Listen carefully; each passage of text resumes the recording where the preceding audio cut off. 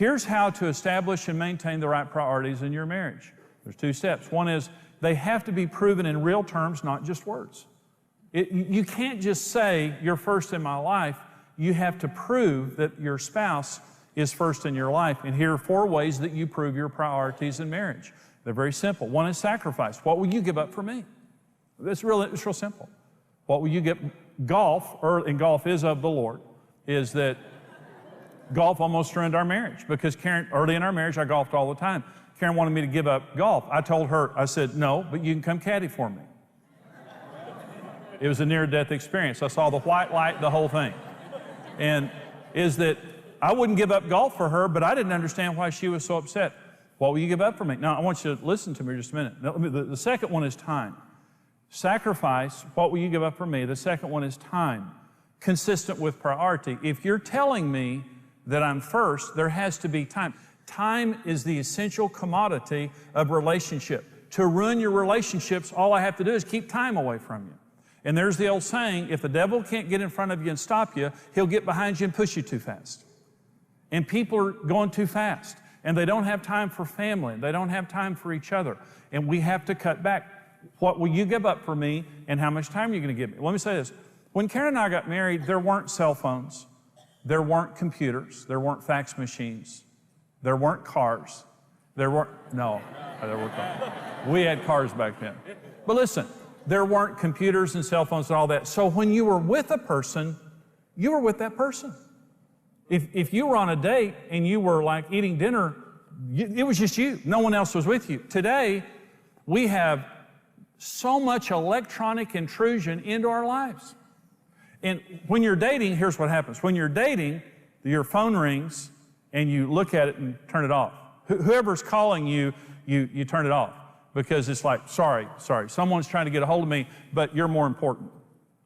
You're more important. I'm going to sacrifice talking to my friend because of you. When you're married, you take the call. And what happens is, sometimes it's okay. Sometimes you're together and it's a casual getting together. But I'm telling you, there's sometimes I'm with Karen, I don't want her talking on her telephone. And she doesn't want me talking on my telephone.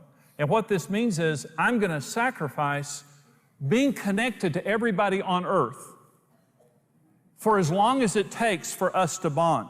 And let me say something. Electronics are great, and I believe in technology. It's a good servant, but it's a terrible master. It will destroy your relationships if you don't discipline it. The second way that you prove priorities is you have to constantly protect them from good things out of priority. Good things out of priority. Most of the things that destroy marriages aren't bad things. They're good things out of priority. Let me give you an example. When I went into the ministry, Karen and I had a real problem early in our marriage with golf, work and golf. And I hung up my golf clubs for several years, and it healed our marriage. Because what it communicated to Karen is she was first in my life. And I gave her then the time that golf was taking from her. And now she doesn't mind if I play golf because she knows that she comes first. But when I came into the ministry, I was in business before I came to the ministry. The Lord healed our marriage. People started coming to us for marriage counseling. The pastor of our church walked up to me and said, would you come on staff to do marriage counseling? I was shocked because I didn't feel qualified. I'd never had any formal training in that.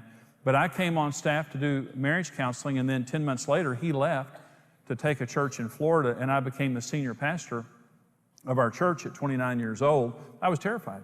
I didn't know how to preach a sermon. I didn't know how to do a funeral or a wedding. I didn't know how to manage a staff. Our church was 900 people at that time, and I had no experience. And I had no friends in the ministry. All my friends were in the appliance business. They were worthless at that point in time. You know what I mean? Hey, Bob, how do you pastor somebody, you know, but it just, so I was in ministry, didn't have any friends in ministry, 29 years old, and I was obsessed. Well, I had fear of failure, fear of rejection, all those things were motivating me, and I worked too much. And when I came home, Karen's the best wife in the world, and she was totally supportive of me being in ministry and pastoring and all that, but I would come home after 12 or 14-hour days, and when I came home, again, Karen's a great wife, but she would say, Brent needs this, Julie needs this, I need this. And that's not what I wanted to hear. What I wanted to hear when I came home is, thank you for saving the world from evil. And you're the greatest man on earth, and come in, you don't have to lift a finger, we're going to do everything for you. But she didn't do that. Julie needs this, Brent needs this, and I need this. And it's like, I'm tired. I'm tired. And she said, I know you're tired. But Julie needs this, Brent needs this, and I need this. And so we got in a fight over it. And I just thought, she's persecuting the Lord's anointed. And I did. That's what I thought. I just thought that. So I told her that, by the way. Well, we got in a fight. We got in a big fight over it. And finally, I decided I'm sleeping on the couch. I'm not going to let the sister have the blessing of me being in bed with her. And I think she slept better, actually. Honestly. I slept on the couch for several nights. I knew she was wrong. I knew she was wrong. No doubt in my mind she was wrong. And I was laying there one night, sanctimoniously, and I was laying there, third night on the couch, and I was praying for her. And I thought, Lord, help her. You know, here's what the Lord spoke to me. I'll never forget it. Spoke to my heart. Jimmy, you have communicated to Karen in real terms that the church is more important than she is. Now you repent, and you go tell her you're wrong. And I thought, you mean I've spent 3 nights on the couch to hear that?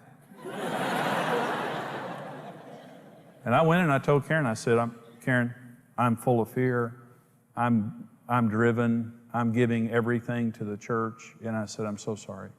And I said, I'm going to leave the ministry. I'll go back in the appliance business. We'll get our lives right.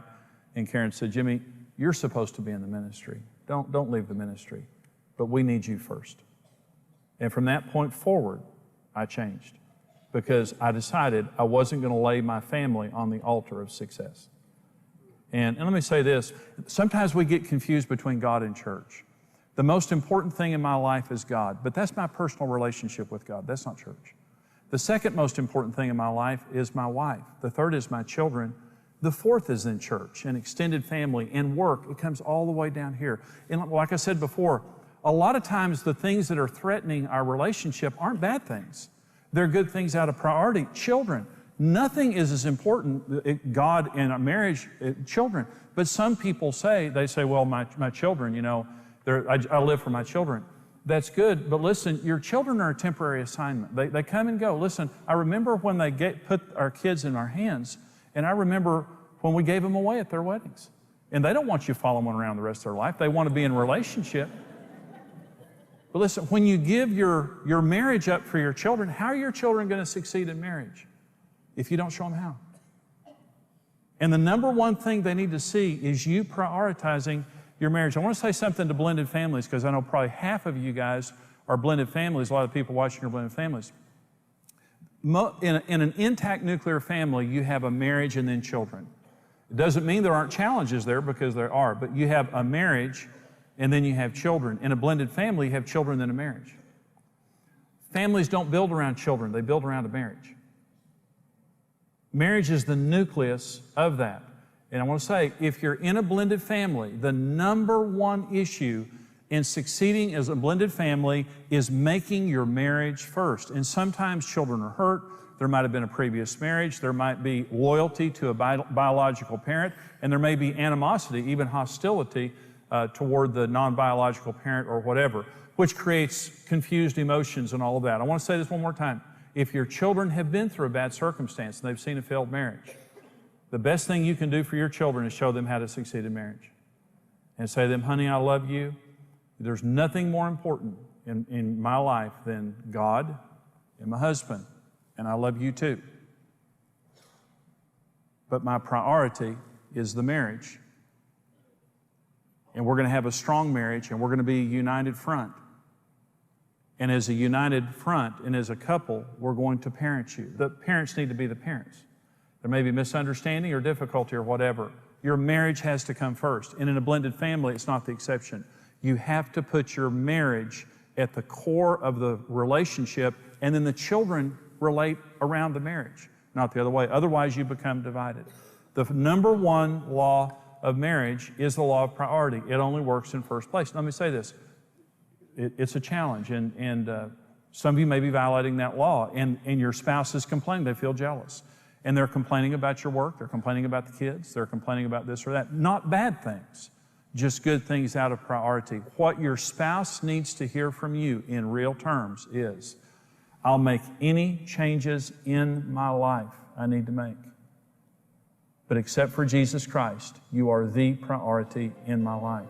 It's not a principle that's for a few. It's a law. It's the only way that marriage works.